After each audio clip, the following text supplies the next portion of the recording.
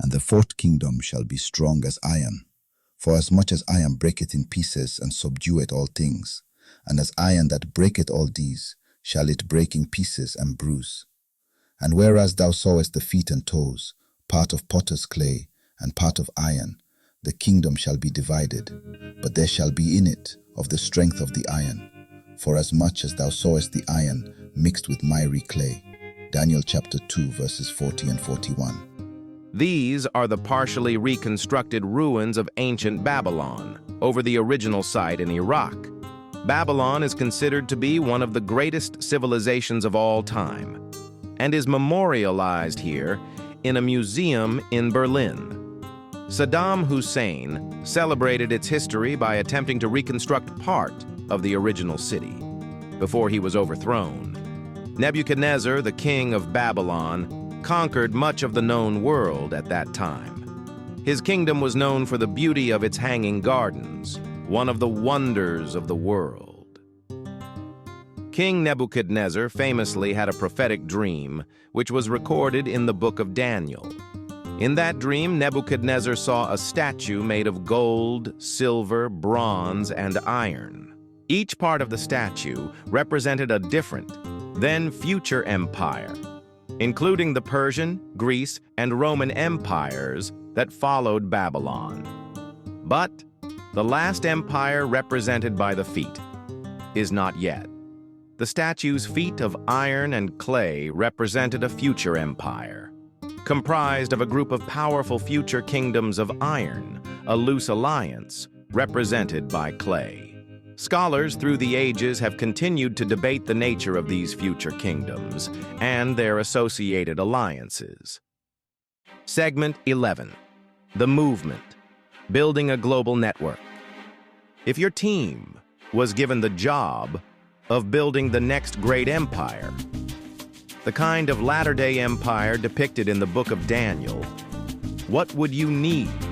You would need a universal monetary system built around something like Bitcoin. You would need a global fleet of satellites that could process this universal form of payment globally. You would need a foolproof identification system that would allow you to identify each individual, coupled with advanced facial identification systems to track people on the go, and embedded surveillance in areas where people gather, and personnel to support it. Universal tie-ins to law enforcement agencies, a strong central government, friendly available avatars could help you present a friendly, benevolent face to the public and aid surveillance, with AI carrying the additional benefit of providing a cheap and compliant labor force. Traditionally, iron-fisted governments have used religion as a tool to control the population. That trend would likely continue, but on a more massive scale. Some have conjectured that the EU fits the mold of this latter-day government. But the EU is a democracy made up of democracies, hardly the iron governments depicted in the book of Daniel. Also, Brexit saw the UK leave the EU, and there is a movement to break up the EU further and to install an iron-fisted network of dictatorships in its place. But even if the EU did break apart, why would people in democratic nations allow dictators to rise and take over? Well, the love of money is the root of all evil, and people often fall prey to charismatic leaders who promise to lead them back into economic or military greatness. After the French Revolution, Napoleon, a brilliant military leader, was able to gain dictatorial power and led the French in a then golden age of territorial expansion. Germany was a democracy, and Hitler came to power through the election process after promising to revive the economy and lead the nation to greatness. Putin was able to gain power in Russia after a short democratic experiment left Russians missing the glory days of the Soviet Union. Erdogan was able to gain dictatorial power in Turkey after promising to make Turkey an economic powerhouse. Sadly, people are often all too willing to trade their inalienable rights for promised future economic benefits.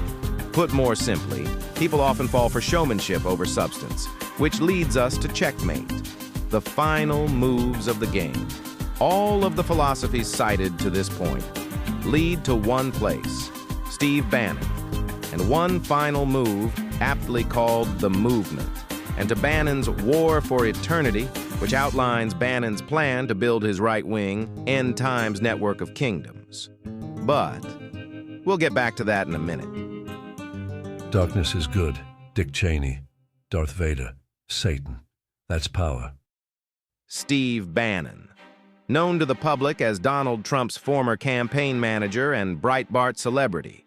But Bannon is also a Harvard graduate, former naval officer, film producer, and Goldman Sachs executive, not to mention a successful investor worth billions.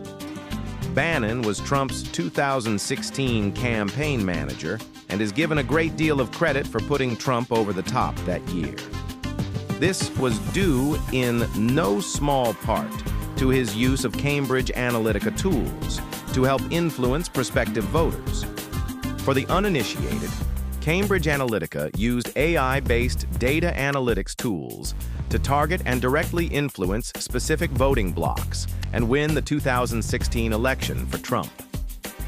Brilliant and innovative, Bannon was a media celebrity in his own right for his management of Breitbart News. Bannon landed a job in the White House as a senior advisor, but was fired within months due to a number of personality conflicts. But that only deepened Bannon's resolve to pursue that goal he was born for, to help establish that end times network that constitutes the feet of the statue. Which brings us to the Camp of the Saints, a distorted reinterpretation of a portion of the Book of Revelation. The book is a dystopian fiction novel about an immigrant takeover of Europe. It instilled a fear of immigrants in many European whites and helped spread that fear to the U.S., which led to other books like Unhumans, which Bannon wrote the foreword for. It essentially states that such invaders are not human in any true sense, and that they must be fought and defeated by any means necessary. And, finally, War for Eternity, which, though not written by Bannon, outlines Bannon's plan to build his right-wing end times network. Because in Bannon's perfect world, the welcome sign to immigrants has been taken down. And democracy is no longer an obstacle, because nationalistic monarchies will have replaced democracies worldwide, who understand and respect the sovereignty and property rights of the wealthiest classes and keep the riffraff in their place. Leaders who are not afraid to use the media and AI reasoning engines and bought out congressmen and senators to keep the people distracted and mesmerized. But that's already happening here, and Bannon was fired from the White House, as you said. But Bannon's vision is global, and after getting Trump elected and being fired, he took his show on the road to Europe. His goal is to overthrow democracies and replace them with authoritarian leaders throughout the world. To subdue Europe, you must first work to undermine the legitimacy of the European Union. Next, you have to unite the various independent nationalist groups throughout the European Union. So Bannon formed the movement, as he calls it, to form a hub group to allow these groups to work together. You next need to recruit core members to do the actual work of planning and coordinating. Next comes forming alliances with existing groups that are already being effective in their current roles. Funding right-wing candidates for the EU Parliament is one way to undermine EU unity from within, and to promote disunity among member states, which can reap benefits down the road. With the Brexit campaign being an early trophy for Bannon and the movement, since many thought it impossible. Thus, Bannon, despite being shut out at the White House, has continued to rack up wins overseas with his strategy of disruption and organized chaos. But there is no denying that Bannon has suffered damage due to his legal struggles. These included federal fraud charges brought by the Biden administration, as well as state charges from the state of New York. The biggest blow being his imprisonment for contempt of Congress, for not cooperating with their January 6th investigation. But regardless of whether Bannon is ultimately successful at finishing his war for eternity and reforming democratic governments into the iron-fisted governments in the Book of Daniel, there are others that are working to build a worldwide network of satellites, the worldwide crypto-based monetary system, the worldwide surveillance, policing systems, but most importantly, the worldwide church, looking for the next Messiah to deliver them from the calamities to come. While largely abandoning the true gospel, which has Jesus Christ as the Messiah, Bannon, like many authoritarian radicals, believe in the concept of the fourth turning, the idea that societal upheavals happen every 80 years and are inevitable.